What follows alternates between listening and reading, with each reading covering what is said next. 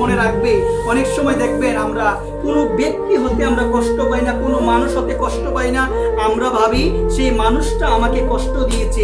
কিন্তু দেখো মা, যারা ভক্তজন, যারা জ্ঞানীজন, তারা ভাবে সে আমাকে কষ্ট দেয় নাই। যে আমি কষ্ট পেয়েছি কেন? যে অতীতে কোনো খারাপ কর্ম আমি করেছিলাম, সেই খারাপ কর্মের ফলস্বরূপ ওই ব্যক্তিটা মাধ্যম রূপে এসেছে আমাকে কষ্ট দেওয়ার জন্য একবার। যখন মা আমাদের অশুভ সময় আসে, যখন আমাদের জীবনে অশুভ সময় আসে, তখন আমাদের পরম বন্ধু আমাদের শত্রু হয়ে যায়। কি হয়ে যায়? শত্রু হয়ে যায়। আমার সে বন্ধু ছিল, তার সাথে আমার ভালো মেলামেশা ছিল, কিন্তু সে আমার শত্রু হয়ে যাবে। কখন হয়ে যাবে গো মা?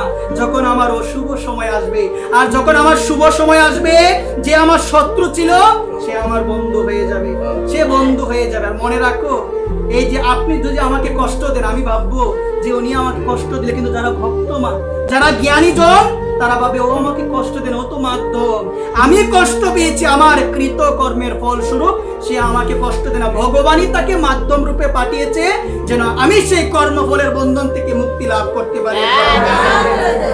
আমি যেন সেই কর্মফলের বন্ধন থেকে মুক্তি লাভ করতে পারি। ওই কারণে ভক্ত যে কোনো অবস্থার মধ্যে থাকে না কেন, সর্বদা একান্ত ভক্তি সহকারে আমার প্রাণ গোবিন্দের নাম স্মরণ করে, একবার নাম স্মরণ করে প্রাণ গোবিন্দের। এখানেই তো আমার ভগবান বলছেন, অহং ভক্ত পরাধীন, আমি আমার ভক্তির অধীন। ভক্ত আমাকে যেভাবে চালায় আমিও সেভাবে চলি। এটা কোন ভক্ত? যাদের হৃদয় সরল, যাদের হৃদয়ে কোনো কামনা নাই, যাদের হৃদয়ে কোনো বাসনা নাই, যাদের হৃদয়ের ধন হলো আমার নিতাই, যাদের হৃদয়ের ধন হলো আমার গৌর, সেই সমস্ত ভক্তের অধীন থাকে আমার ভগবান। কে অধীন থাকে গো? আমার ভগবান। ভগবান ভক্তকে অনেক ভালোবাসে। ভক্ত যেমন ভগবানকে ভালোবাসে, আমার ভগবান তদ্রূপ ভক্তকে ভালোবাসে। একবার ভক্তকে ভালোবাসে।